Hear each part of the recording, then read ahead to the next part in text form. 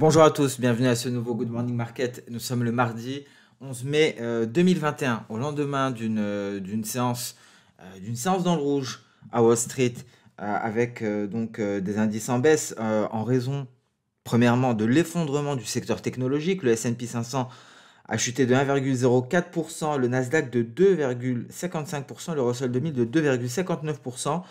Le Dow Jones de 0,10%. Un Dow Jones qui limite les baisses, étant donné que les valeurs minières et énergétiques ont progressé après la fermeture d'un important réseau de pipelines de carburant aux États-Unis, très justement sur la côte Est, suite à une cyberattaque. Nous en avions parlé de la société, sur la société Colonial Pipeline. La société dit vouloir redémarrer progressivement son service qui devrait être pleinement opérationnel en fin de semaine.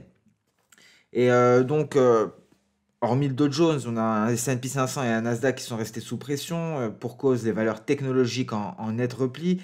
Visiblement, les investisseurs craignent que la hausse des prix des matières premières et les problèmes de chaîne d'approvisionnement n'aient un impact négatif sur les bénéfices futurs. Sur le vieux continent, en Europe, d'ailleurs, on peut le constater, un net repli à l'heure actuelle. Vous voyez le DAX ici, le CAC 40, le DAX à 15 135, le CAC 40 à 6 272. Alors, hier, on a réussi tout de même à terminer à l'équilibre, aux alentours des records. Visiblement, on se replie en ce début de séance européenne.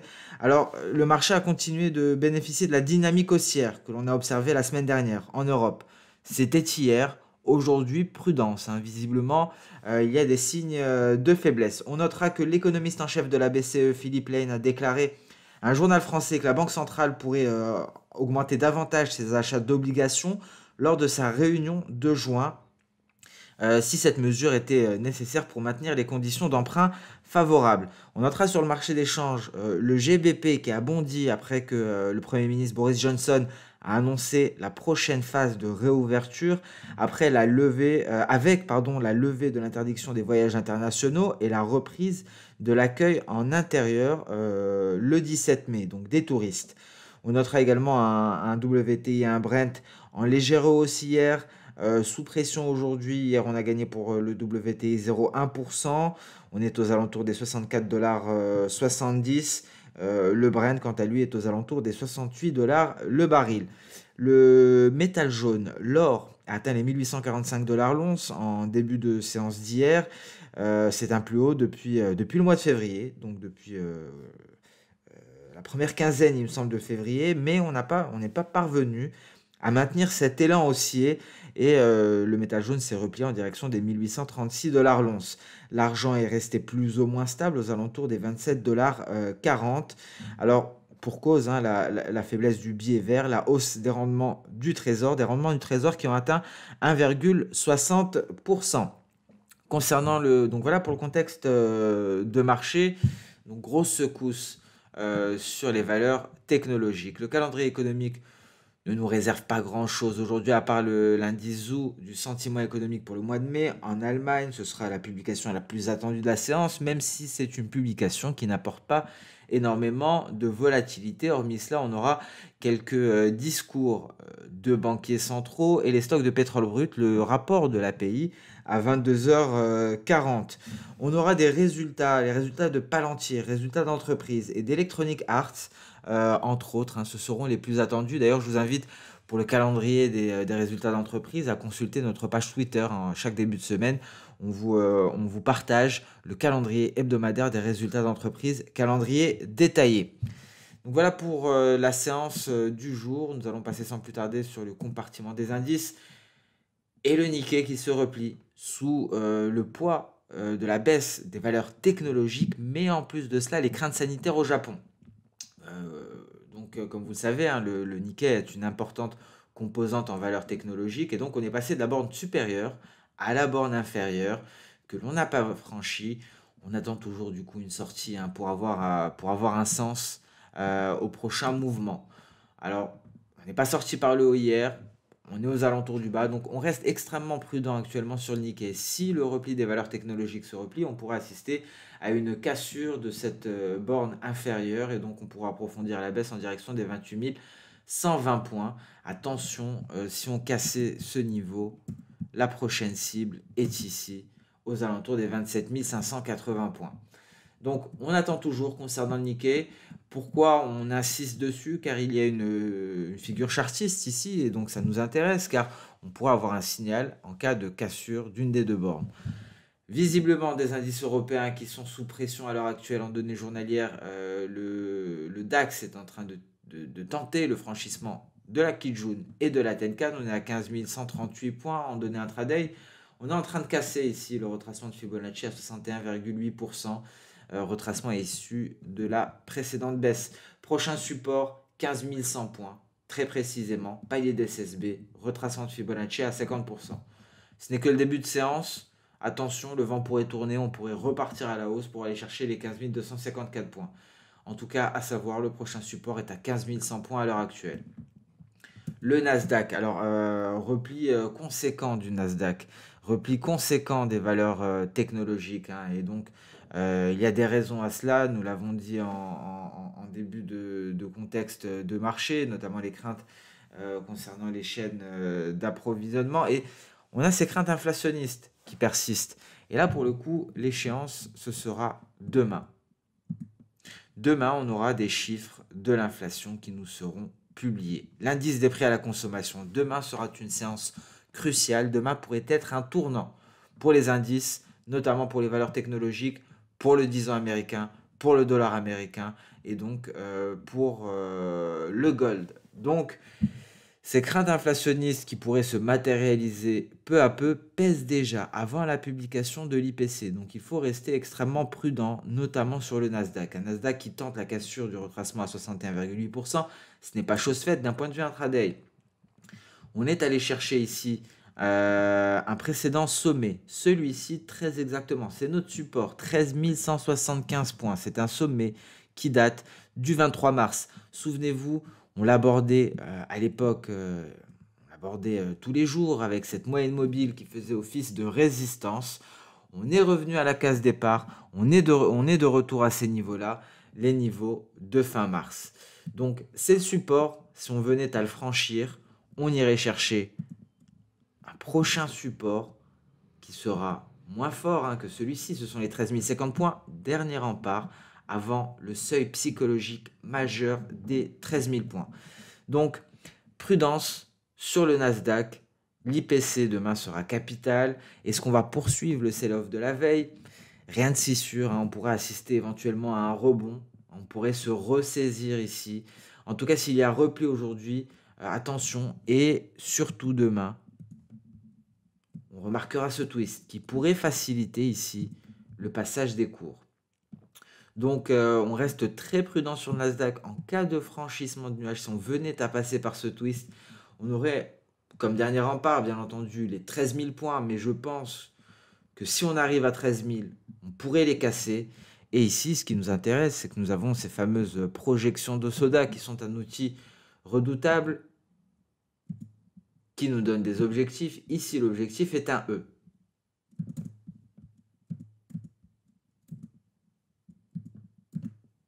Et donc, on pourra aller chercher les 12 682 points. Je vais retirer le V. Donc, voilà tout l'enjeu pour le Nasdaq. Alors, peut-être que je n'ai pas été suffisamment précis. Voilà, très bien. Voilà tout l'enjeu pour le Nasdaq. Il faut réussir à se ressaisir. Il faut tenir bon demain. Sinon, la baisse pourrait se prolonger. Et l'objectif ultime serait les 12 682 points. En tout cas, la baisse n'est pas assurée aujourd'hui, ni demain. D'ailleurs, ça dépendra de l'IPC. En données H4, nous en avons parlé. En données H1, rien d'autre à ajouter. Nous avons déjà tous les niveaux en données H4. Le S&P 500 également a été fortement pénalisé de par sa teneur en valeur technologique. Un S&P 500 qui tente d'aller tester sa Kijun. Une Kijun aux alentours des 4146. On est allé très près de la Kijun, aux alentours des 4150 points. Alors c'est même sanction que pour le Nasdaq. On vivra la même séance, que ce soit pour le S&P 500 ou pour le Nasdaq. On remarquera ici d'ailleurs qu'on est déjà sur un twist de nuage en données H4 concernant le S&P 500. Alors grande prudence, 4124 pourrait être un objectif si on parvenait à passer. Qu'en est-il de notre Chikou? On a une Chikou ici qui tente de passer tant bien que mal des obstacles. Et si on venait à sortir par le bas de nuage et à valider le franchissement des 4150, c'est dans ce cas-là qu'on pourrait aller chercher, on pourrait tomber 25 points plus bas, 4125 points. Donc, prudence concernant les valeurs technologiques. Le Dow Jones, lui, a réussi à limiter les baisses en cours de séance, mais il a cédé quelque peu par la suite et il est en train de se replier également. Il est en train de se replier dans le sillage du S&P 500 et du Nasdaq. On a une Kijun aux alentours des 34 480 points ici qui fait office de support. On a déjà eu une belle progression, donc on reprend son souffle visiblement en données H1. On est dans le nuage, on est sur support. Le retracement externe de Fibonacci à 161,8%. Souvenez-vous, c'est le retracement de ce repli qui nous a permis de déterminer les deux bornes de notre précédent triangle symétrique. Et donc, c'est le support dans le nuage. Prudence en cas de sortie par le bas. Donc, des signaux d'alerte de la part de Wall Street. Je vous rappelle que ce n'est pas le premier signal que l'on nous donne par rapport à l'inflation. Et l'inflation sera le thème, je ne cesse de le répéter, des prochaines semaines, malgré le déni de la Réserve fédérale américaine. Donc il faudra rester prudent par rapport à cela, notamment avant des publications qui sont relatives à l'inflation. Je pense donc au PCE, je pense à l'IPC, je pense également aux réunions du FOMC, car tout indice d'un tapering pourrait être fatal, enfin pas fatal, mais pourrait être préjudiciable pour Wall Street. Le Russell 2000 également a accusé d'un net repli. On n'est pas allé jusqu'au précédent creux ici de la fin du mois d'avril, du 20 avril très exactement, aux alentours des 2165 points. On a réussi à se stabiliser peu avant, mais on est tout de même sorti du nuage par le bas ici en données H4, signal qui avait été validé dans la foulée par la Chikou Span. Et donc Wall Street sous pression à l'heure actuelle. Wall Street qui nous donne un avertissement. Et donc les opérateurs qui semblent s'inquiéter, qui prennent de plus en plus au sérieux les risques inflationnistes, visiblement, en atteste le repli du secteur technologique. Et donc cette hausse des matières premières fait peur, les problèmes de chaîne d'approvisionnement également. Attention demain à l'IPC. Le Bitcoin s'est replié. Vous voyez ici en données hebdo, donc on a un RSI qui repart à la baisse, on est en test sur la Tenkan, on a rebondi pour aller chercher le haut de nuage en ce début de séance européenne, on en est tout de même sorti par le bas. La Chikou Span tente ici de s'attaquer à une mèche inférieure, elle pourrait refuser, partir à la baisse, et là le danger, le risque, c'est qu'elle a une marge de manœuvre considérable à l'intérieur du nuage, plus de 4% de repli envisageable. Si les cours ne parvenaient pas à se hisser au-dessus du nuage, avec pour dernière résistance les 56 000 $. Il faudrait d'ailleurs que je commence à aborder l'Ethereum. Il faudrait que je fasse le point crypto. Alors je n'ai pas pu le préparer aujourd'hui. Je pense qu'on va détailler demain les cryptos parce qu'effectivement il y a pas mal de choses intéressantes. Malheureusement, je me contente de parler du Bitcoin, mais l'Ethereum est très intéressant également. Nous allons aborder tout cela dès demain plus dans le détail. Prudence ici sur le Bitcoin qui ne parvient pas à se hisser au-dessus des 55 200 $ et à réintégrer le nuage afin de s'attaquer ici au seuil des 56 000 $ et donc une Chikou Span qui ne parvient pas, qui pourrait refuser de s'attaquer à ces obstacles. Et on pourrait assister à un repli conséquent de 4%, voire plus sur le Bitcoin. On passe à présent sur le marché des matières premières avec un métal. Vous voyez ce mois très favorable, deuxième mois consécutif de hausse pour le gold. D'un point de vue hebdo, c'est plutôt timide. On fait face à une résistance et on va le voir en données journalières. Vous voyez, c'est cette oblique baissière qui relie les deux précédents sommets. Sommet de début août 2020, sommet de début janvier 2021 et on échoue à ce niveau-là. On a du mal. C'est une grosse résistance. Alors je pense que c'est vraiment peut-être le dernier palier avant un éventuel rallye. Si on parvient à le franchir, on pourra aller chercher les 1960 $. En tout cas, on aura les 1930 environ, résistance intermédiaire. On pourrait même aller plus haut. Donc, c'est vraiment un seuil capital. Et ici, ce qui déterminera l'évolution future, bien entendu, c'est le 10 ans américain. Donc, le T-Note sur la plateforme Xstation 5, le prix du 10 ans américain que l'on retrouve ici, il se replie et donc le rendement du 10 ans américain se redresse. Lorsque le prix de l'obligation à 10 ans baisse, ça veut dire que le rendement augmente. Ici, on a un rendement qui augmente. Et on peut voir hein, cette corrélation positive entre le prix du 10 ans américain et les cours du gold, donc corrélation négative entre le cours du gold et le rendement du 10 ans américain. On a un rendement qui est en train de se redresser et donc l'or est sous pression et ne parvient pas à franchir cette borne supérieure. Qu'en est-il en données intraday? On est en train de marquer une pause, on est en train de stationner sur le retracement de Fibonacci à 78,6%, les 1833 dollars l'once, retracement de ce repli-là. Alors, la cible pourrait être à 1875 si on parvenait à décoller. En revanche, si on venait à franchir cette oblique haussière, le repli pourrait s'approfondir. Et cela serait, on pourrait aller effectuer un retour vers les 1800 dollars l'once, ce qui pourrait être provoqué par une poursuite de la hausse du rendement du 10 ans américain. Le silver. Alors un silver également, même topo que pour le gold. Hein. Vous voyez la similitude, on est sur le même retracement de Fibo, 78,6%, ce sont les 27,30 $. On marque une pause, les enjeux sont les mêmes pour le silver. Le Brent, alors un Brent qui finalement avec une situation qui va se rétablir en fin de semaine aux États-Unis, un Brent qui se replie, qui intègre le nuage en données H4. Alors qu'en est-il tout d'abord en données journalières? Hein, pas grand-chose, on a franchi la Tenkan et donc en H4 dans le nuage, statu quo pour le moment. Même topo pour le Brent qui est en train d'intégrer le nuage. On n'a pas réussi à franchir les 78,6%, hein, vous le voyez très précisément. Donc il n'y a pas eu de signal d'achat hier. Alors en données H1, concernant le Brent, on est sorti par le bas de nuage. Donc il y a des risques tout de même hein, d'approfondissement du repli. Est-ce que ça se confirme sur le H4? Pour le moment, il n'y a pas de réel signal d'alerte. Le blé semble marquer une pause. Alors tout d'abord, le blé en données mensuelles. Vous voyez, donc on a eu la clôture hein, d'avril. Ici, on est en pullback. On a une clôture au-dessus du retracement de Fibonacci à 61,8%. C'est ce qui renforce mon biais haussier sur le blé. Ce mois-ci, on est en pullback. Pour le moment, ici, sur ce même retracement, 727. En données journalières, net repli hier tout de même. Hein. On revient sur cette zone ici, la zone dans laquelle on a évolué à la fin du mois d'avril avant de décoller début mai. Pas de signal baissier pour le moment, on marque une pause, tout à fait normal après une telle progression haussière, une hausse qui s'est d'ailleurs accélérée depuis le signal Ishimoku. On est allé marquer des sommets, donc on marque une pause pour le moment. Tant qu'on ne passe pas sous les 690, il n'y a aucun danger sur le blé.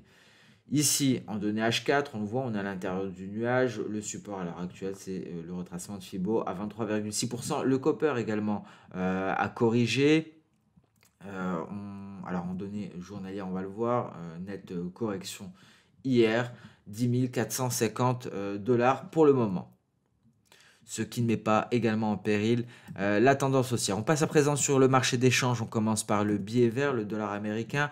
Un dollar américain qui en hebdo est légèrement dans le rouge, qui tente de se redresser après avoir rebondi sur le support des 90-125. Donc hier dans le vert, aujourd'hui on tente de poursuivre à la hausse. On aura une résistance à franchir, ce sont les 90-400. Ici, l'euro-dollar nous a donné un premier signal en données journalières après avoir franchi cette oblique baissière. On marque une pause, 1,2140 environ. En données intraday, rien à signaler, on est sous résistance, 1,2147, 1,2150. Le GBP-USD, très belle progression du câble. Hein, vous voyez ici un signal, ce qu'il y a de plus classique concernant Ishimoku, sorti de nuage par le haut, validé par la Chikou. Hein, ça a été validé avant-hier et on a poursuivi à la hausse. On s'est hissé largement au-dessus des 1,40.